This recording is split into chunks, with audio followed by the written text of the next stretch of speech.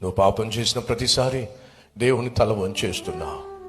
నువ్వు తప్పు చేసే ప్రతిసారి దేవుని తలను దించేస్తున్నావు, అవమానపరుస్తున్నావు. సైతాను తల ఎత్తుతున్నావు, వాడు ప్రశ్నించే విధంగా చేస్తున్నావు.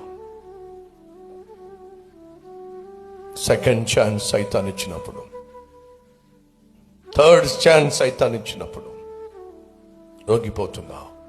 మొదట్లో కాదంటున్నావు, ఆ తర్వాత సరేలే అంటున్నావు, ఆ తర్వాత సర్దుకుపోతున్నావు, ఆ తర్వాత స్లేవుగా మారిపోతున్నావు.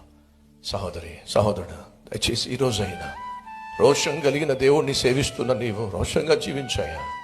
పరిశుద్ధుడైన దేవుణ్ణి సేవిస్తున్న నీవు పరిశుద్ధంగా జీవించాయా? అలా జీవిస్తావనే కదా ప్రాణంగా నిన్ను ప్రేమించి ప్రాణాన్ని దారిపోసింది.